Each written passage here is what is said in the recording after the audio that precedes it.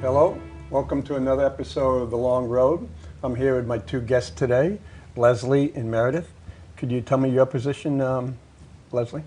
I am the athletic director at Keene High School, and I work with the physical education department and the health departments. And Meredith? I'm Meredith Cargill, and I'm the Director of Curriculum and Assessment for SAU 29, and I oversee the writing and implementation of health and wellness related curricula. And basically today's show is going to be on wellness, and the following show, which we're going to take because of the holiday, is going to be on 2020, about the overall health of the community. And for a long time, people just kept saying physical fitness, physical fitness. Where is the word wellness coming from? Wellness actually, Chris, addresses the whole person. Mental, physical, emotional, social for a little bit, but mostly physical, mental, and emotional. All right, and the Wellness Committee for the SAU 29 has expanded over the last couple of years and is really working hard to address all of the issues that are related to health and wellness for students. And we've built some community partnerships with Vision 2020 and with the community at large to really try to develop an overall spirit of wellness for everyone in the community, not just the students attending the Keene School District, elementary, middle, and high school. And you were recently on a sabbatical for the wellness program? I wasn't. Beth Corwin, Beth? Okay. Who is supposed to be here today, she is a PE teacher at Simons Elementary. She was on a wellness leave last year, and her focus was to look at current best practice in wellness education, not only the physical aspect of it, but again, kind of the mind, body, spirit piece of it, and to ensure that our programs are aligned with that current best practice and to look at other exemplars throughout the country. Yeah, because when you're talking, we were talking a little bit earlier, mind, body, spirit, that's what the Marine Corps looks at, the mind, body, spirit, because you can be really healthy, but if you have emotional, psychological problems, you're not well. Mm-hmm. And if you don't feel good about yourself, it doesn't matter if you're good emotionally or physically, you're still not well. It takes a combination of all three of those for a person to be productive. Mm-hmm. Absolutely. And go ahead. It's okay. And but also when you look at wellness, is, for example, we'll do a couple articles in the Keene Sentinel. The other day was talking about the tremendous alcohol abuse and problems that the college has. Mm-hmm. That has a negative effect on your wellness. Absolutely. Yeah. Anytime you put any foreign substance into your body, it can affect both mind, body, and spirit. And it has a large influence over behaviors. Mm-hmm. And so when part of the program, when it was given to the Keene Board of Education, you were talking about some of the children that were binge drinking, but they were getting it from their parents because their parents weren't being vigilant, or they weren't locking up the alcohol, and it just had it left around. Mm-hmm. A huge piece of the health curriculum isn't just related to content, but is really teaching children decision-making skills and recognizing that they have choices. And it's all about choices. So, you could lead to a choice today that will limit your capabilities in the future, or you can, choose a path that will allow you to experience, from a buffet of opportunities in the future. So as much as we like to look at health curricula being about alcohol and other substances, or about family planning and those pieces, there's a whole other aspect of it that has to do with decision making and looking at pros and cons and making sure that the choices we make today, be it around food choices or physical education or media literacy and what we look at for entertainment, will hopefully help groom a path of productivity in the future, and making sure that our children leave feeling like productive citizens in, again, that mind, body, spirit trifecta. So we look at those pieces as well. So when you talk about choices, so if I'm 10 years old and I want to become a Marine officer, mm-hmm. but then it goes, wait a minute, if I get caught drinking, I can't become it. If I go get someone pregnant while I'm in high school, I can't become a Marine officer. So if I have a goal and I want those, then if I haven't learned how to make decisions, I'm really eliminating a lot of choices that I have in the future. Right. Well, Meredith is correct. The new curriculums, both for health and for physical education, are really designed around decision-making processes and making choices. And if I choose to do this, what is the effect that it's going to have? And if I choose to do this, where am I going to land in the long run?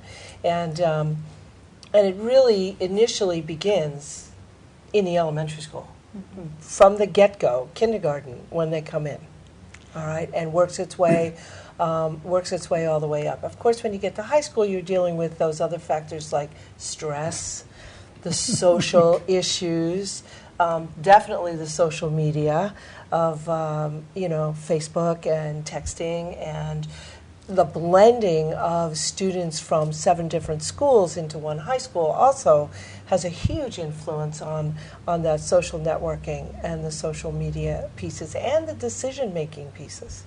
When you just talked about the blending, I don't think a lot of people realize each community is a community in their own. They may be all white or all black, but it doesn't matter. They all have their own psychological, social makeup. So you just can't assume that, well, we have 5 Italian communities, they're all going to match together when you put them together. Right. I used to, talking about those kind of cultural norms that exist, I used to be the principal at Westmoreland School, which feeds into the high school, and we know that very early on in the 8th grade year we began the transition process. The high school was wonderful about kind of reaching down into the sending schools to make sure that kiddos transition effectively, but they put a lot of thought and effort into making sure that it's not just course selection, but that they have opportunities to get together in a social kind of aspect prior to all entering into the high school, to make sure that they have friends and that they feel like they can handle the rigors of the high school, because you're going from kind of a small pond to a much larger ocean. So we want to make sure that we provide students those opportunities as well. When you, for example, we're talking about sports. Sometimes sports gets really competitive. We went through the 80s and the 90s where steroids and other foreign substances were getting down into the athletes. Everyone thought they were going to become the pros, and we ended up with some serious consequences. How do you do with the wellness where saying, yes, we want competitive teams, but we want everybody who wants to be involved? That's a challenge.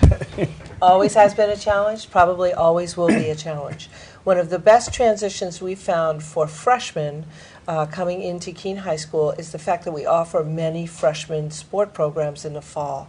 And they're able to get involved from the get-go in the middle of August, so many of them are already comfortable with the building, they're comfortable with the surroundings of Keene High School. They've met some friends, some new friends, teammates, and it gives them a little bit of an edge when they get in there for freshman orientation and for the first day of classes. They're a little bit of a jump ahead, so that they have hopefully a smoother transition.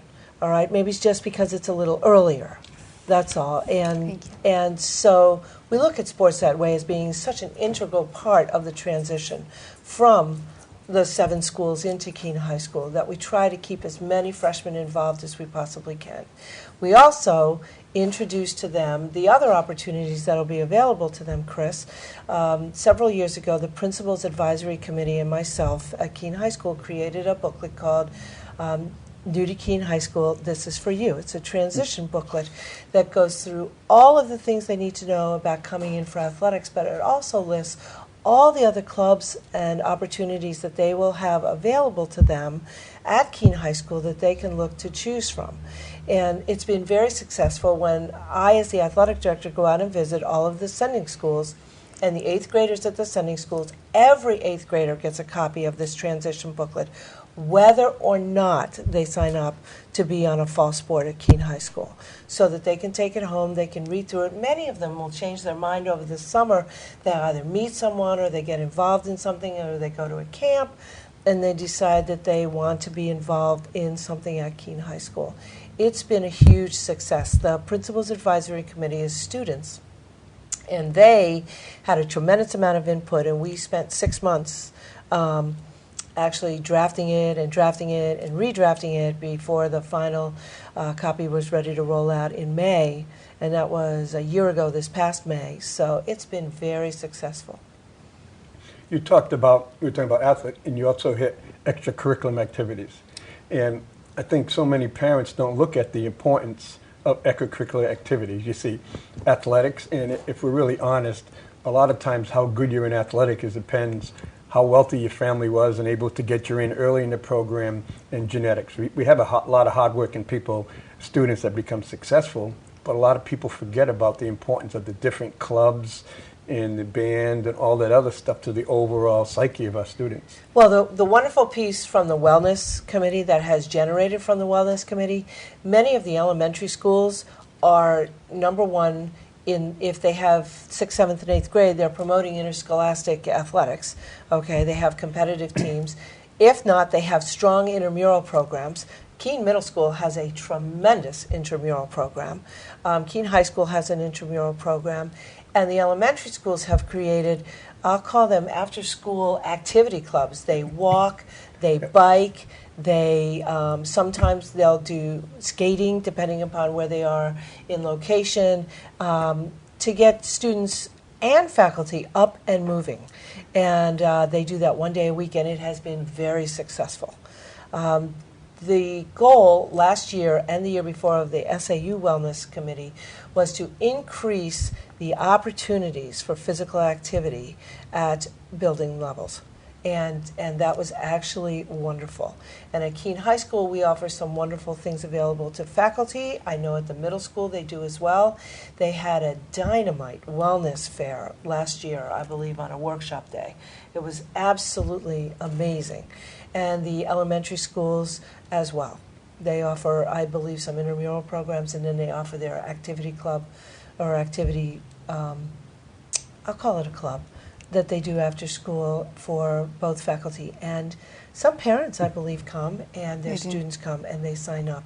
And I had to stop traffic the other day so that the bike and walking club could leave Simons and go across Park Avenue to get out onto Arch Street so they could go on their route. Yeah, my child was part of that, and I think when you were talking about engaging parents, that's another piece that I really see, the Wellness Committee taking on, because we know we can't go home, with parents and help them shop at Hannaford's, or we can't say, turn off the TV and limit screen time, even though there's all that guidance from, the pediatric associations and from the hospital and all of those pieces coming out. But I think anytime you get up and moving, that you become enthused about that. So I know as the parent of elementary school students that in Keene, there's a calendar that gets sent home with a different, just little activity that you can try at home. It's very easy to implement. It doesn't require, you mentioned the fiscal piece. It doesn't require that you own a lot of equipment or anything like that. But, we try to do that sometimes in our family and, compete against our personal best, but see how well we're doing with, push-ups and jumping jacks and running around the block and that sort of thing. And we live in an ideal climate for that. Even in the winter, they, have great activities that you can do both indoors and outdoors.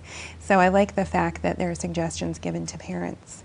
Yeah, I like what you just hit when you said compete against your personal best.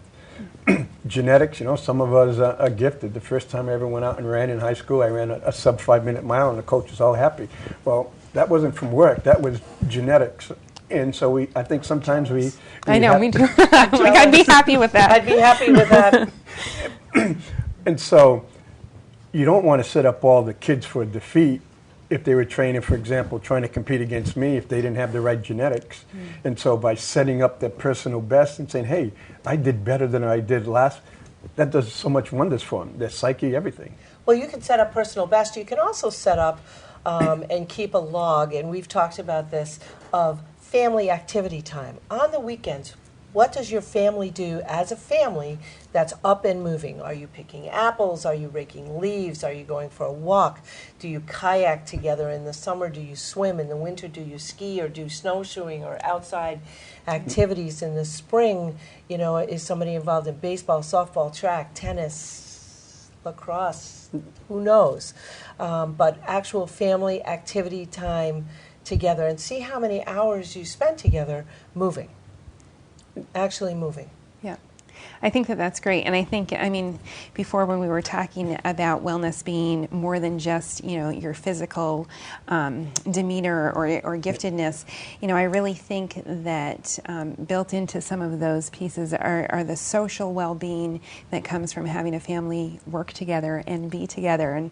And we know that all of that is endangered in today's society. We get really busy and that sort of thing. But there's so much bonding that can go on in addition to not only the physical benefit, but the social benefit from being together with your children and you know, with your family. And it's hard to find time to do that, so it's great. And you get sometimes parents will think, well, my 16-year-old daughter, my 15-year-old son, they don't want to bother me, they're not going to listen. Mm-hmm. But really deep down, a lot of times, they want to be able to have the opportunity to say, Mom, Dad, let's go to the side and let's talk about something instead of having to, or bounce it off, my friend said this, but it doesn't seem right. Yeah. And so that important parent time. They may give you that impression to start, but once they get going, several years ago we implemented that every sports program is to do a community service project, and during their season, and when they first, it's like, well, what are we going to do, and you know, where are we going to fit this in? And now we have sports teams this fall who have done multiple community service projects. They're handing out cups of water at a half marathon here in Keene. One of our programs, the football program, does a great job of working with I'll call it Pop Warner, the younger teams in instructional on an evening in the beginning of the season. We have held soccer clinics on Saturdays at the high school for the sending schools. It's just and we have several teams that are going to be playing for the pink in the month of October because it's Breast Cancer Awareness Month, which to me is just fabulous because that really ties in health, wellness, community service. Our girls volleyball team does Dig for the Pink, and our girls field hockey team Play for the Cure. All right, and to support that, I happen to buy some pink shoes with the breast cancer ribbon on them, which I'll be wearing to those events. But so, Chris, the word is getting out there. Yep. It is getting out there.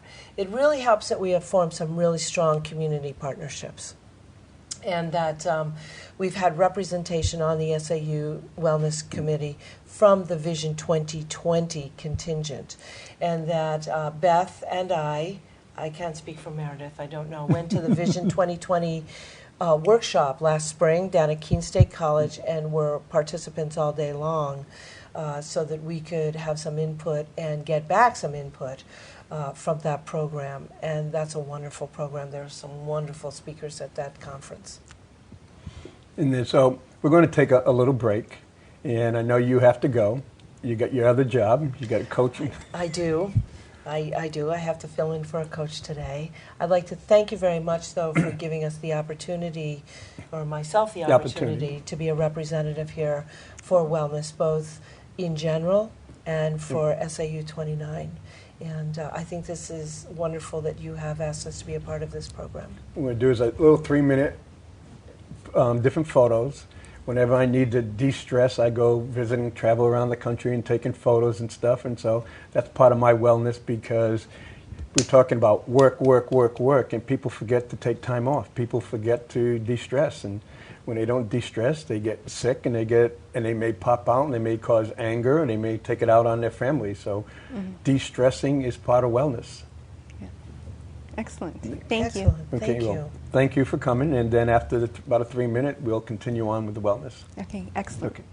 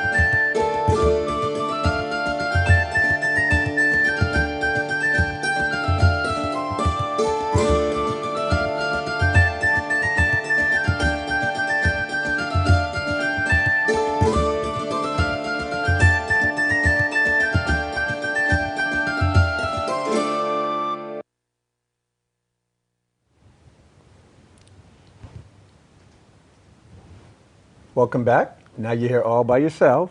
Uh-oh. We've got about 30 minutes. Hope we'll keep you busy.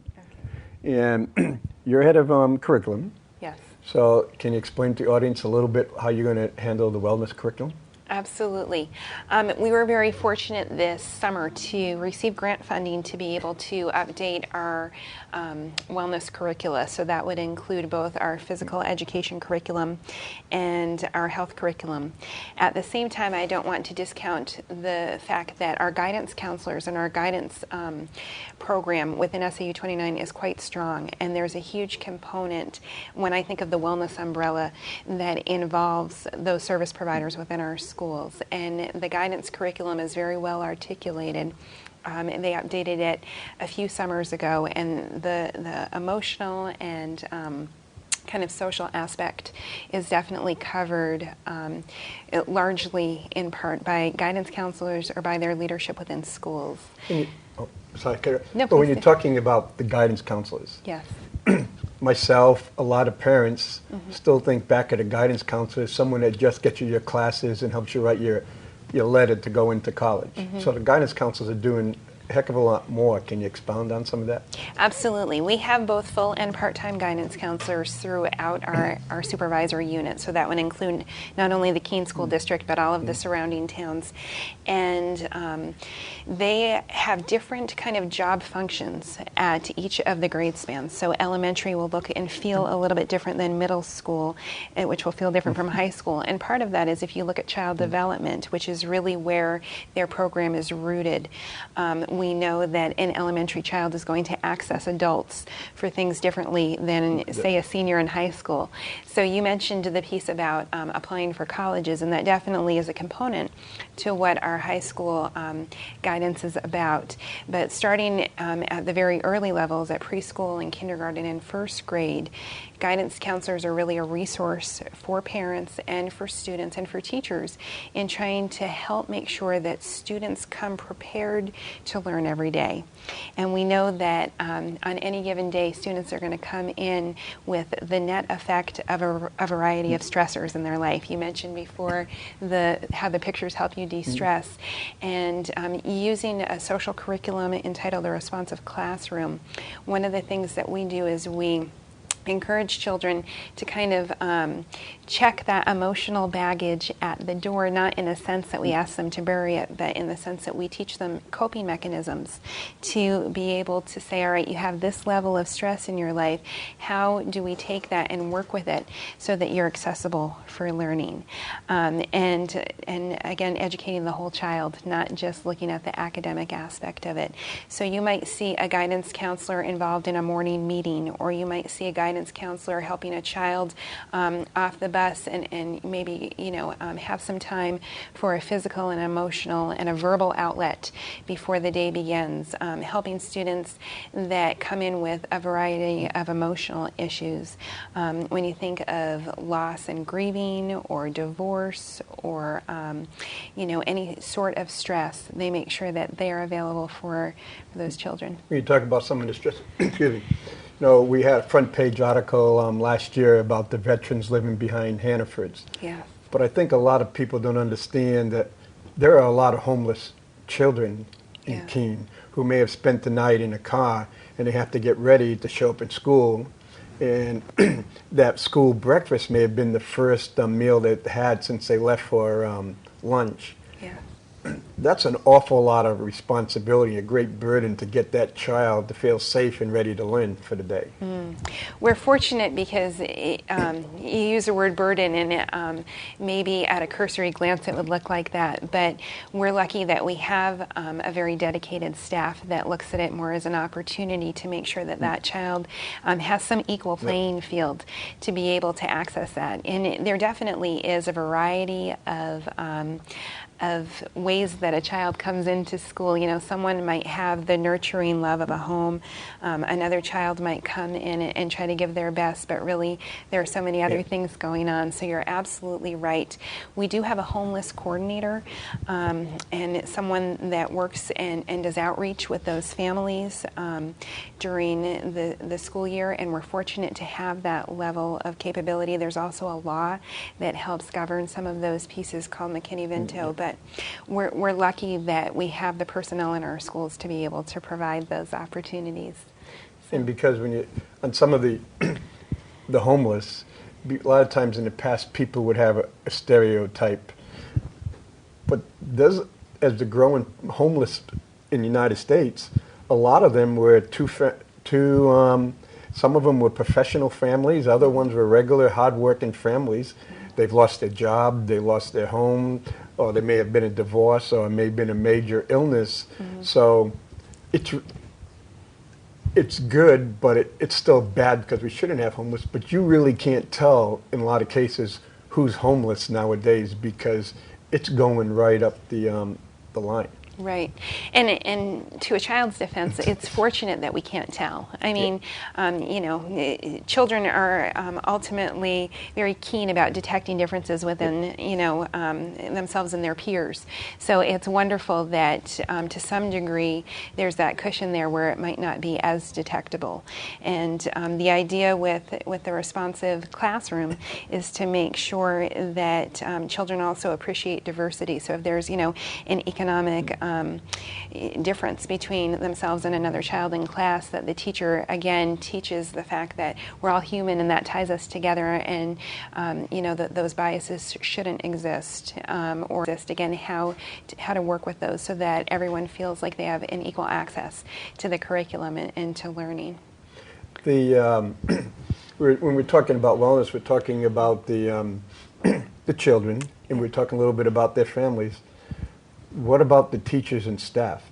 They got a lot of demands on them with No Child Left Behind, possible budget cuts, don't know what the state's going to do, influx of children in and out. Yeah. That's a pretty heavy load on the teachers and the staff. It is. Teaching is a stressful job in part because there are a variety of factors or variables that you can't control on any given day. So your class might operate, one way one day, and then something happens, and all of a sudden you come in with a completely different class. And it's working to make sure that you can, help to some degree guide them and to provide that security blanket so that they are accessible to the curriculum. So teaching is definitely a combination of art and science. And science will only get you so far before the art has to, step in. We're fortunate that we have a variety of programs in SAU 29, and then again, exemplars elsewhere that we could definitely adopt over time. But we have an employee assistance program that's available to us if a teacher feels the need where they can receive a certain amount of, free counseling or someone to speak to in times of stress. Independent of our actual organization, it's definitely an employee benefit through our local government center, which is who we use. And then, as Leslie was speaking about earlier, there are different things within the schools, different wellness challenges and that sort of thing, smoking cessation programs, and those pieces to make sure that we're ready to teach every day and that we've had our best foot forward, so that the same type of things that we ask our students, that we've had enough rest and that we've had a way to manage our stresses and that we've had, a well-balanced breakfast in those pieces. So we want to make sure. Because a lot of companies understand the importance of timeouts and breaks and going for walks. Yeah. But when a teacher, you said you had a child in Simons, Yeah. you got to get up in the morning, make sure your child's away to school. Yeah. Then you've got school. Yeah. And then when you get out of school, you got to take care of your child and you got to take care of your family. Right. And during the course of the day, you can't go and say, wait a minute, I'm going to go take a 15-minute walk, especially if you're an elementary school teacher where your day is jam-packed. Right. We are fortunate that most of our schools in SAU 29 are located on physical properties that are pretty and are green and have areas to walk around. And I think at Simons there's a walking course, and the teachers are out there with the students. And they had something called the golden sneaker. They've gone away, and now there's a new terminology for it. But it was a challenge for faculty and for students alike to set personal goals around walking and wellness and try to achieve those So those are great. But you're right, we have 24 hours in a day, and it's hard to find that time, but we know through current research, we know, what we now know about the brain, that all of us need that, that minimum of 30 minutes a day of activity and the opportunity to do that. We're also lucky that a lot of our staff do serve, as Leslie mentioned, as coaches and as intramural, and that not only sets up a different bond with a child and that sort of thing, but the opportunity to be a leader and to get some wellness involved as well in your daily life, or being able to integrate that. I know I sidetracked you, and you were talking on curriculum. Any other stuff that's coming up down the line on the curriculum? Well, one of the roles of my position, and it's a newly created position, it's an SAU position, so it's not housed in the Keene School District budget or anything like that, is to make sure that students in all content areas, be it reading and writing and math, or health and wellness, that all students have uniform access to the curriculum. And that's so important, because if you have 17 different schools, we want to make sure that everyone's teaching what they should be. So by the time they get to Keene Middle School or Keene High School, wherever they enter in, that the teachers that receive them receive a class that has had, for the most part, the same uniform curriculum. And that's ultra important, and I can't emphasize that enough. And that's where our principals really step in, and where our teachers step in. So making sure that teachers have access to curriculum that makes sense. So this summer, a dedicated group of teachers in health, including a guidance counselor and a classroom teacher and that sort of thing, got together, and they looked at the standards around health education, and they looked at exemplars from different states and from the state of New Hampshire, and they wanted to make sure that every year they're covering what they should. For example, alcohol and other drugs, AOD, is one area that's covered consistently K through 12. So in kindergarten, it's what is medicine, and what is medicine used for, and what should it not be used for, to make sure that there's an opportunity for students to recognize that there's a potential danger to that.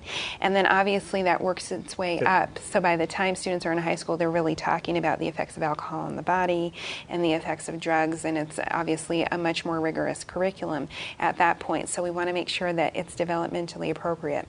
Alcohol and other drugs is just one area that you cover. There are a bunch of other ones, from social and emotional wellness to families. How do families get along? How do you debate healthily and advocate for yourself without arguing or being abusive? Making sure that students learn how to be assertive, and what are good touches and bad touches. I mean, the curriculum covers all of those pieces, but the idea is that by the time students leave 12th grade, that they really are given access to content that will allow them to develop tools to be healthy citizens. The when the brief gave to the Board of Education, when you look at some of the ones, parents. Well, for example, was it last week? Was something like over a ton of outdated or unneeded prescription drugs were turned in. Yeah. I think some parents are starting to get the word. Yeah. But that's one of the biggest increases, double win. But that's where it's going. A lot of the drug abuse is now being as a result of leftover drugs. Mm-hmm. You had an operation, you hit those Oxycontin or the other painkillers, you don't think of it, and all of a sudden it's in the school or someplace. Yeah. Or parents. How do we go in and get with the parents, well, helping a little bit like this, but how do we get the parents involved in saying sometimes it would only take you a few extra minutes to prevent your child having to be in that position to make that decision? Right. Well, I think, parent education is a huge piece of that. And like you mentioned earlier, I mean, we're all time strapped, so it's hard to be able to do that. I feel like one of the greatest benefits of being involved in the Keene community and the greater Monadnock area is that even though the pace at time feels hectic, that we really have an incredible amount of community resources to help with that. It starts in the school. Our guidance counselors counselors and other related personnel do a lot of parent outreach, through PTA and through parent groups. The school board has been very proactive about some of those pieces as well to help with parent education, but we also have Monadnock Family Services, Monadnock Developmental Services, a variety of different opportunities to help parents. Cheshire Medical Center and Vision 2020 have been great by raising the level of awareness about programs that are out there to assist parents and to help. And you mentioned the prescription drugs. I think that that's one piece. I think that there are so many other pieces. And I know when Leslie was speaking earlier about the community service that the teams do, we were talking about families spending time together. I know one of the things that we used to talk about in our school in Westmoreland when we would have parents come in for either evening programs or for a morning chat, that we would talk about rituals and the fact that children cling to rituals, and that's another way to kind of provide a security net and kind of some social and emotional safety. And the ritual can seem hokey, it can seem silly, but years after you establish something like that, it's really what children cling to, whether it be, tell me the best thing that you learned in school today. Well, if you start that at the dinner table as a kindergartner and then you carry that through routinely, then in high school when, kiddos might not want to talk, they know that there's always kind of an open opportunity in a forum because of that ritual that started. And I think parents sometimes overlook some of the simplest. My grandson played baseball for the first time, and he just got really into baseball. He comes to my house 4 times every week before he goes to school. He'll come to the house, run from my iTouch, turn on it, get all the baseball scores, and he'll come, oh, Papa, this happened, this happened, this happened.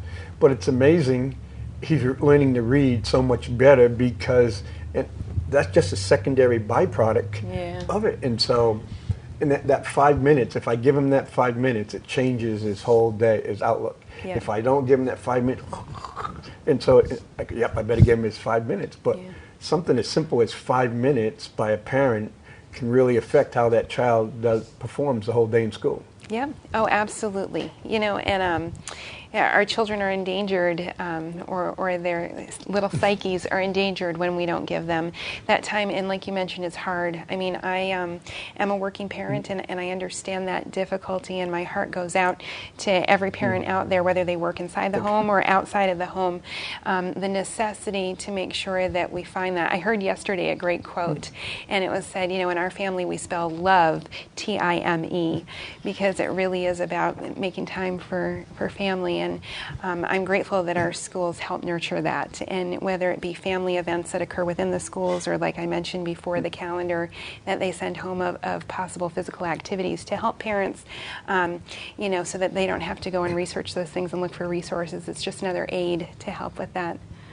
When you're talking about time and nurturing, let's go to the men and women who coach a lot of the sports, intramural. And sometimes, they spend a great period of time nurturing our students, and sometimes they may be the only adult time, that kids can really get. We do really have a great bunch of coaches that they're not some of these old, really competitive, bang, bang, bang, you do it my way, you're out of here. So I think the people of Keene really need to be appreciative of the quality of the coaches they have, because they're really great human beings. Absolutely. And I think, coaching has a whole set of skills that some of them show up in the classroom and some show up obviously on the field. But, they're not there for the paycheck, because it's $600 a year? It's embarrassing. For the amount of time that you put in. And it's great that they're there for the kids. They're there for the right reasons, and I think that that's truly important. And children will focus on or gravitate towards different things, and we all have different interests. And I think that it's great to see a student that might be struggling in reading or struggling in an area of school to be able to really kind of show their talent on the field and be able to connect those two. There's math and reading all around us, but it's great that they have an opportunity to shine and to have that personal best. Again, when you look at the wellness and talk about fairness, our coaches are not like other places that I've been where the coach says if you want to play, you need a C or higher. where other places you play, I worry about your grades, and kids graduate not being able to read and write. Right, right. Yeah, we have eligibility standards, and I'm not going to use the word strict because that would qualify it in a way that, but we do have eligibility standards, which I think are fabulous because, all things in moderation. Yeah. So if you're failing here and you're doing really, really well at sports, you're not going to be at your personal best. There has to be, an expectation in the classroom that to some degree mimics or gives you a foundation by which to have self-confidence to be able to succeed on the field.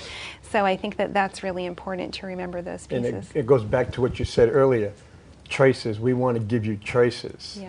You want to play football, this is what you do. If you don't want to take the time to study, you can't play football. And it's not the coach's fault, it's not the teacher's fault. It was the choice that you made. Absolutely. Yep.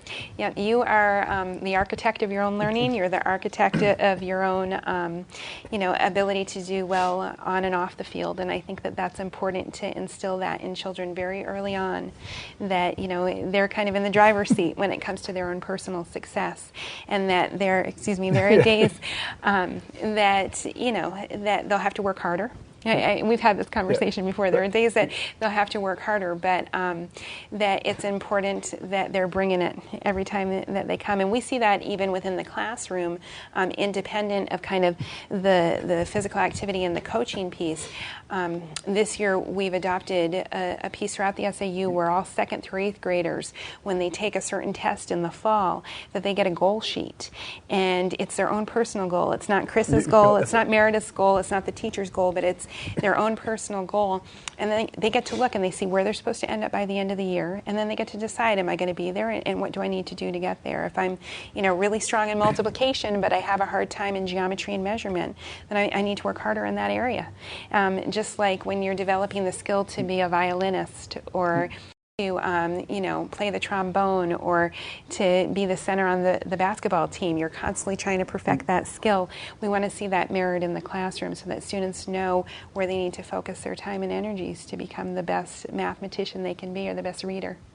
When you said you wanted to get back to competing against yourself, and when I was going to Marine Corps OCS, I went in, I ran cross country at Keene State. I went there and I beat everybody. And I ran about 16 minutes, 3 miles. No one's even close. At the end, I still beat everybody, but I ran about a 17. And I go get a red slip saying I failed. And I'm going, wait a minute, how in the world did I fail? I beat everybody. No one was close to me. I said, there's something wrong. This isn't fair. I didn't fail. And he came to me, the sergeant. I still remember it. You were the only one that didn't improve. And I go, what? And then I understood the importance. I was just judging myself and putting my effort against the other ones. And so I actually disimproved because I wasn't comparing myself to my own capabilities.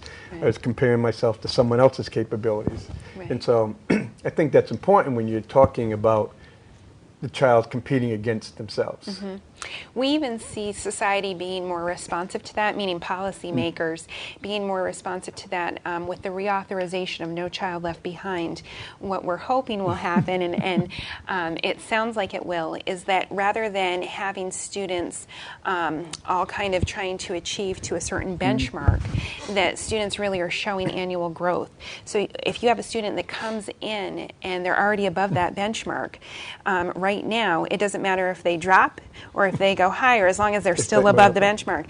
And it might be that they're considered proficient on one of those tests or proficient with distinction, but they've actually, like you said, disimproved or they coasted for 3-4 years. Right. Instead of really kind of hitting their own personal best or their own personal targets. So the idea is that hopefully that policymakers will be more responsive to that, and hopefully that we'll be looking at individual child growth rather than looking at just if people meet this kind of, well, it's not arbitrary, but it feels arbitrary, benchmark.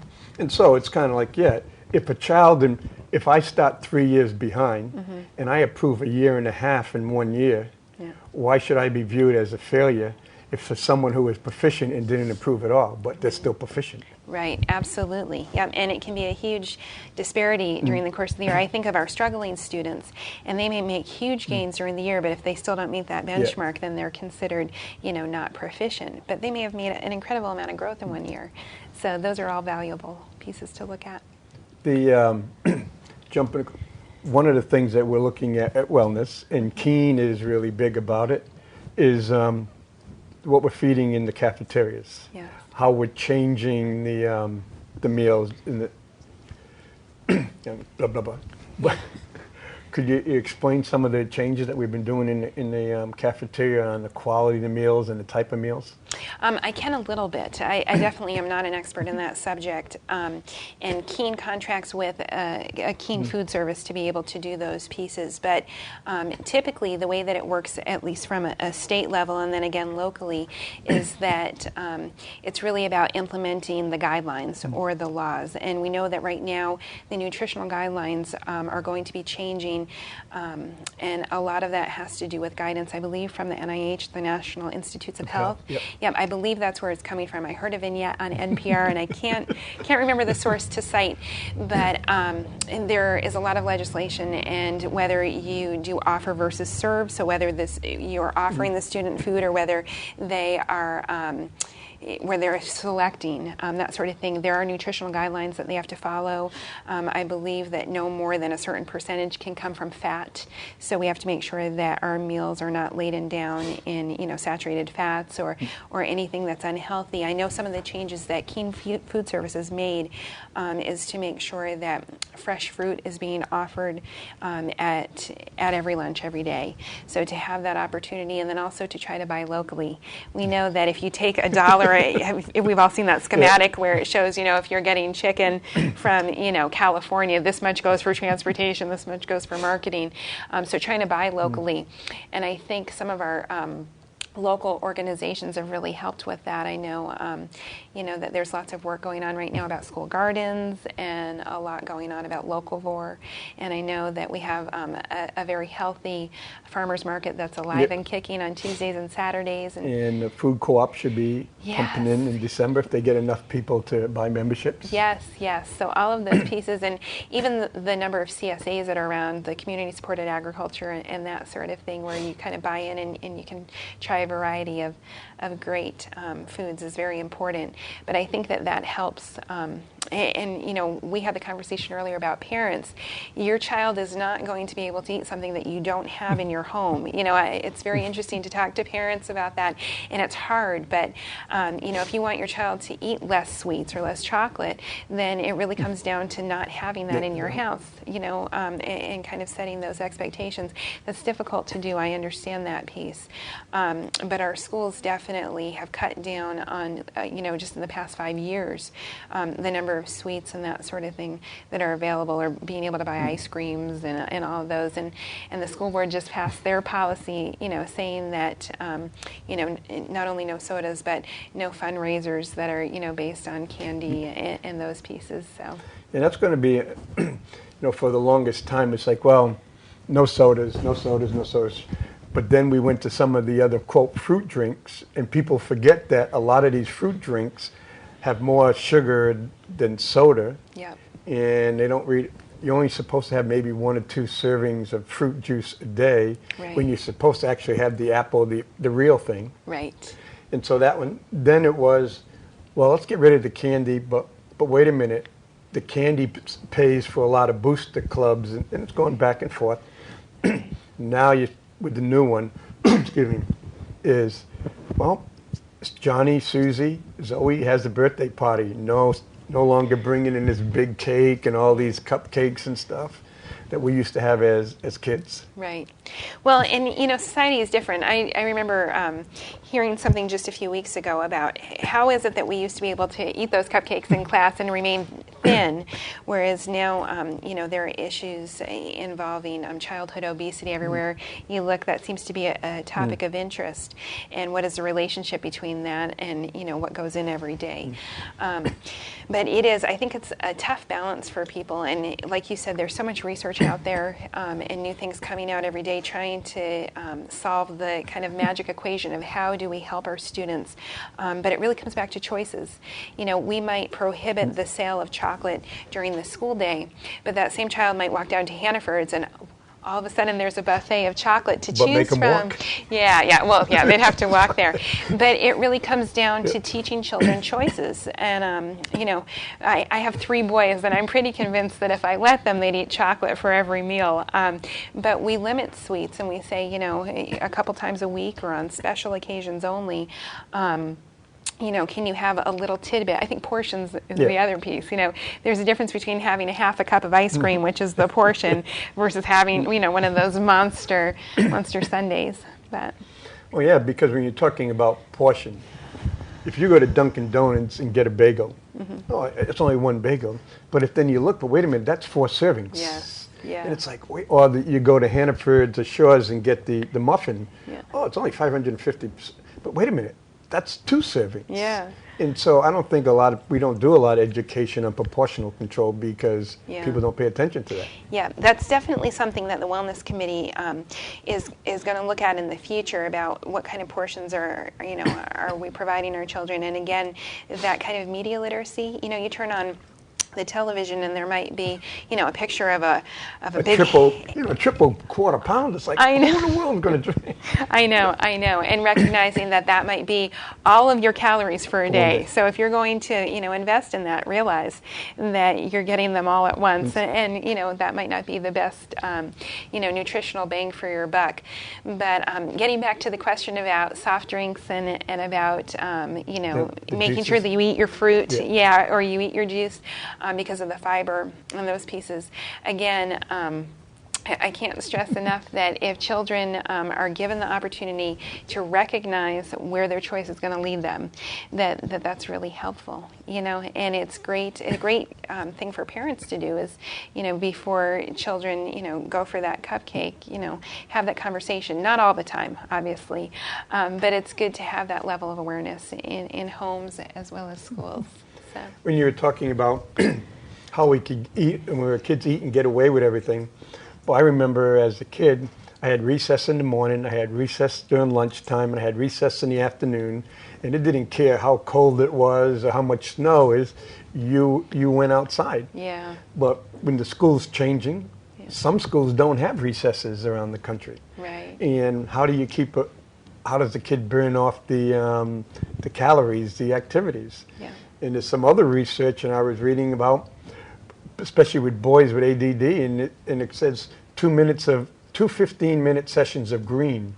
People, what's that? It says, you know what? It does wonders if they go out during the day, twice a day, to go out and get out, like we're talking about in Keene, the green areas. Right. And that activity, that physical activity, has such a connection to everything. It really does. You were asking before about, staff health and wellness and those pieces. And I think, it does wonders for adults. It does wonders for children. It does wonders for every age to be able to get out and not only appreciate what you have, but to be able to have that physical kind of biofeedback. And I think that's important. I think that if we looked at society, and I am by no means an epidemiologist, but, the fact that we drive more than we walk, and that, our kind of our reflexes to turn on the television. I remember as a child watching TV, but it definitely wasn't the cornerstone of my family experience. And I grew up on a farm, and you'd come home and, you might eat an apple or you might have that cupcake, but man, after that it was you're outside, and you make your own fun. And I remember, tunneling through ferns or running out in the woods and, rather than turning on the computer or turning on the television. So I think it's finding that balance on a daily basis that's important. Okay. We went through a quick 30 minutes. Yeah. You got about 30 seconds left. Is there anything you want to do to close up? Well, I think the only thing that I would stress is that there's that old adage, it takes a village to raise a child, and schools definitely can't do it on their own, nor can parents. And I think having a strong connection between the two is important, and talking about learning and about wellness with your child's teacher is absolutely fabulous. And so if I can encourage people to do that, that would be great. So wellness is an individual, family, and a community effort. Absolutely. Thank you, Chris. Thank you. And excuse me. Thank you again for watching us, and see you soon. Thanks.